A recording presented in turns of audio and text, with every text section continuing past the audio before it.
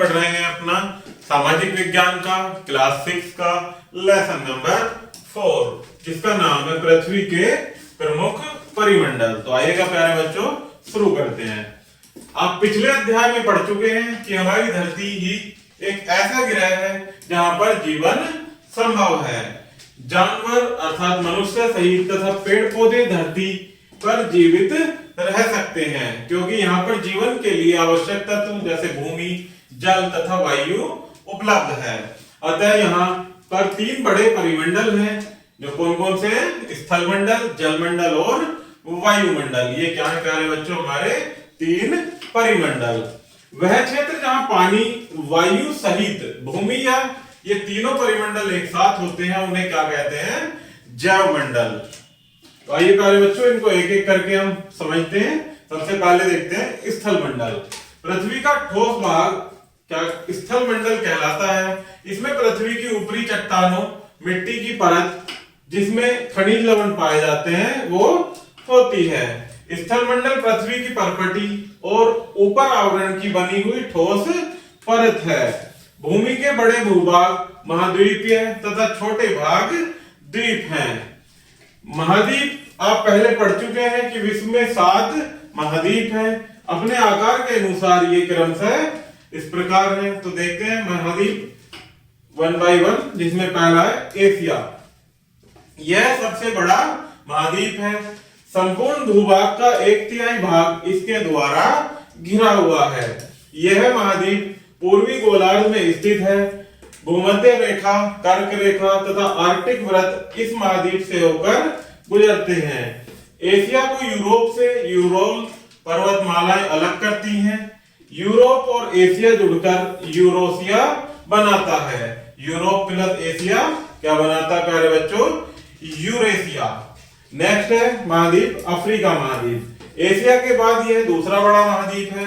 भूमध्य रेखा, कर्क रेखा तथा मकर रेखा इस महाद्वीप से होकर गुजरती है। संसार का सबसे गर्म मरुस्थल सहारा मरुस्थल भी अफ्रीका में ही पड़ता है। यह महाद्वीप चारों ओर से सागरों तथा महासागरों से घिरा हुआ है। नेक्स्ट है प्यारे बच्चों उत्तरी अमेरिका महाद्वीप। यह विश्व का तीसरा बड़ा महाद्वीप है। यह महाद्वीप दक्षिण अमेरिका को पनामा स्थलमंडल एक संकरा भूभाग है जो उसके द्वारा जोड़ता है। यह महाद्वीप पूर्णतः उत्तरी तथा पश्चिमी गोलार्ध में स्थित है। यह 3 महासागरों द्वारा घिरा हुआ है। कितने महासागरों से? 3 महासागरों द्वारा घिरा हुआ है। नेक्स्ट है प्यारे बच्चों यूरोपीय महाद्वीप अर्थात यह एशिया से बहुत छोटा है। यह एशिया के पश्चिम में स्थित है। आर्कटिक वृत्त इस महाद्वीप से होकर गुजरता है। यह 3 ओर से पानी से घिरा हुआ है। इसके बाद आता है नेक्स्ट दक्षिण अमेरिका महाद्वीप। यह अधिकांशतः दक्षिणी गोलार्ध में स्थित है। भूमध्य रेखा और मकर रेखा इसमें से होकर गुजरती हैं। एंडीज पर्वत श्रृंखला संसार की सबसे विशाल पर्वत श्रृंखला इसी महाद्वीप में उत्तर से दक्षिण तक फैली है। यहाँ पर विश्व की सबसे लंबी नदी अमेजन नदी भी है। यह 2 महासागरों से घिरा है। तो प्यारे बच्चों अमेजन नदी जो विश्व की सबसे लंबी नदी है वो कहां पड़ती है? दक्षिण अमेरिका महाद्वीप में। नेक्स्ट आता है अंटार्कटिका महाद्वीप। यह पूर्णतः दक्षिणी गोलार्ध में स्थित है। यह एक बड़ा महाद्वीप है। यह यूरोप तथा ऑस्ट्रेलिया दोनों से बड़ा है। यह उत्तरी ध्रुव क्षेत्र में स्थित होने के कारण स्थायी रूप से वर्ष भर बर्फ से ढका रहता है। अंटार्कटिका को मानवहीन महाद्वीप कहा जाता है। हालांकि कई देशों ने यहाँ पर अपनी खोजों को स्थायी आधार बना लिया है। भारत ने भी अंटार्कटिका में मैत्री तथा दक्षिणी गंगोत्री नामक अनुसंधान केंद्र स्थापित किए हैं। नेक्स्ट है प्यारे बच्चों ऑस्ट्रेलिया। यह सबसे छोटा महाद्वीप है जो उत्तरी गोलार्ध में स्थित है। यह चारों ओर से सागरों तथा महासागरों द्वारा घिरा है। इसको द्वीप या महाद्वीप भी कहा जाता है। नेक्स्ट है प्यारे बच्चों जलमंडल। पहला हमने पढ़ा स्थलमंडल, अब पढ़ेंगे जलमंडल। आप पहले भी पढ़ चुके हैं कि हमारी पृथ्वी को नीला ग्रह कहा जाता है। क्यों? क्योंकि पृथ्वी पर 71% से भी अधिक भाग जल से घिरा है। 29% ही भूभाग है। पृथ्वी पर जल विभिन्न रूपों में पाया जाता है। महासागरों के अतिरिक्त यहाँ जल की नदियां बहती हैं। जल धरती की सतह के नीचे झीलों तथा जल का ठोस रूप हिमनद और हिमखंडों में पाया जाता है। जल वातावरण में जलवाष्प यानी गैस के रूप में विद्यमान है। 97% से अधिक जल महासागरों में पाया जाता है, परंतु यह अत्यधिक नमक वाला है। जो महासागरों में जल पाया जाता है प्यारे बच्चों, कैसा है? नमक वाला, जिसे सीधे प्रयोग में नहीं लाया जा सकता। इसके अतिरिक्त पानी का अधिक भाग हिमखंडों तथा हिमनद के रूप में एवं भूमि की सतह के नीचे पाया जाता है। बहुत कम प्रतिशत जल ही स्वच्छ रूप से मानव के प्रयोग के लिए उपलब्ध है। अतः नीला ग्रह होने के बावजूद भी पृथ्वी पर शुद्ध जल की समस्या है। आगे देखते हैं प्यारे बच्चों, महासागर। यह जलमंडल का एक बहुत बड़ा भाग है। ये सभी आपस में जुड़े हुए हैं। 4 प्रमुख महासागर निम्न प्रकार हैं, जिसमें पहला है प्रशांत महासागर, अटलांटिक महासागर, आर्कटिक महासागर तथा हिंद महासागर। प्रशांत महासागर सभी महासागरों से बड़ा तथा गहरा महासागर है। सबसे बड़ा महासागर कौन सा प्यारे बच्चों? प्रशांत महासागर। यह पृथ्वी के 1/3 भाग पर फैला हुआ है। प्रशांत महासागर गोलाकार का है। यह उत्तरी अमेरिका से एशिया और ऑस्ट्रेलिया महाद्वीपों को पृथक करता है। अटलांटिक महासागर विश्व का दूसरा बड़ा महासागर है। इसका आकार एस की तरह है। यह पश्चिमी किनारे से उत्तरी तथा दक्षिणी अमेरिका से जुड़ा है तथा पूर्वी किनारे से यूरोप और अफ्रीका से जुड़ा है। अटलांटिक महासागर की तट सीमा बहुत गहरी तथा छिछली है। इस प्रकार की तट सीमा प्राकृतिक बंदरगाह बनाती है। व्यापार की दृष्टि से यह सबसे व्यस्त महासागर है। आगे बात करते हैं हिंद महासागर की। हिंद महासागर ये एक ऐसा महासागर है जो किसी देश के नाम से जाना जाता है, अर्थात वह है भारत। हिंद अर्थात हिंदुस्तान, जिसे भारत कहते हैं। उत्तर में यह एशिया, पश्चिम में अफ्रीका तथा पूर्व में ऑस्ट्रेलिया की सीमा से लगा हुआ है। आर्कटिक महासागर आर्कटिक वृत्त में स्थित है तथा उत्तरी ध्रुव से घिरा हुआ है। यह प्रशांत महासागर से संकरे तथा छिछले पानी की धारा बेरिंग झील से जुड़ा है। यह उत्तरी अमेरिका के उत्तरी तट तथा यूरोसिया के सीमा से भी जुड़ा है।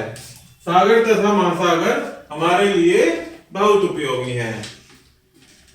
सागर तथा महासागर का जल हमेशा वाष्पीकरण करता है तथा भूमि पर वर्षा करता है। सागर तथा महासागर अंतरराष्ट्रीय व्यापार के लिए सहायक है। सागर तथा महासागर भोजन के रूप में मछली तथा अन्य समुद्री जीव प्रदान करते हैं। सागर तथा महासागर का जल ग्रीष्म ऋतु के उच्च तापमान को सामान्य बनाए रखता है। सागर तथा महासागर में कई प्रकार के खनिज जैसे खनिज तेल का भंडार है। नेक्स्ट पढ़ते हैं प्यारे बच्चों, वायुमंडल। हमारी धरती हवा के आवरण से घिरी है, जिसे वायुमंडल कहते हैं। यह गैसों का मिश्रण है। हमें सांस लेने के लिए यह हवा प्रदान करता है तथा सूर्य के हानिकारक प्रभाव को भी यही कम करता है। यह पृथ्वी की सतह के न्यूनतम 1600 किलोमीटर ऊंचाई तक विस्तार वाला है। पृथ्वी पर गैसों को गुरुत्वाकर्षण बल द्वारा स्थिर रखा गया है। पृथ्वी की सतह के नजदीक वायु सघन है और ऊपर की ओर चढ़ते जाने पर विरल होती जाती है। वायुमंडल को उसकी रचना तथा तापमान के आधार पर 5 भिन्न-भिन्न परतों में बांटा गया है। ये परतें ऊंचाई के आधार पर इस प्रकार हैं, जिसमें पहली परत है क्षोभ मंडल, दूसरा समताप और तीसरा मध्य मंडल, चौथा तापमंडल और पांचवा वायुमंडल। सभी अवस्थाओं में जीवन केवल क्षोभ मंडल सबसे नीचे वाली परत पर ही संभव है, क्योंकि जीवित रहने के लिए उचित जलवायु यहीं पर उपलब्ध है। आगे देखते हैं प्यारे बच्चों, वायुमंडल का संगठन। वायुमंडल मुख्यतः 2 गैसों नाइट्रोजन तथा ऑक्सीजन से बना है। जो वायुमंडल की 99% गैसें हैं, इसमें नाइट्रोजन 78%, ऑक्सीजन 21% तथा अन्य गैसें जैसे कार्बन डाइऑक्साइड, ऑर्गन तथा अन्य 1% है। ऑक्सीजन जीवनदायिनी गैस है, जबकि नाइट्रोजन जैव पदार्थों की वृद्धि में सहायक है। कार्बन डाइऑक्साइड यद्यपि बहुत कम मात्रा में है, फिर भी बहुत आवश्यक है, क्योंकि यह सूर्य के प्रकाश को सोखती है और हमारी धरती को गर्म रखती है। यह पौधों की वृद्धि में भी सहायक है, क्योंकि प्यारे बच्चों, मानव द्वारा ऑक्सीजन ग्रहण की जाती है और कार्बन डाइऑक्साइड छोड़ी जाती है, और पेड़ पौधे ऑक्सीजन छोड़ते हैं और कार्बन डाइऑक्साइड ग्रहण करते हैं, जिससे उनकी वृद्धि में कार्बन डाइऑक्साइड गैस सहायक होती है। हवा की सघनता ऊंचाई के साथ साथ घटती जाती है, इसलिए पर्वतारोहियों को ऊंचे क्षेत्रों पर जाने में श्वसन संबंधी कठिनाइयां होती हैं, क्योंकि वहां दवा अर्थात ऑक्सीजन विरल जाती है। इसलिए कभी कभी उन्हें अपने साथ पर्वतीय क्षेत्रों पर जाने के लिए ऑक्सीजन सिलेंडर ले जाने पड़ते हैं। क्षोभमंडल में ऊपर जाने पर तापमान भी कम होता जाता है। यह सामान्यतः 165 मीटर ऊपर चढ़ने पर 1 डिग्री कम होता जाता है। आगे देखते हैं प्यारे बच्चों, जैवमंडल।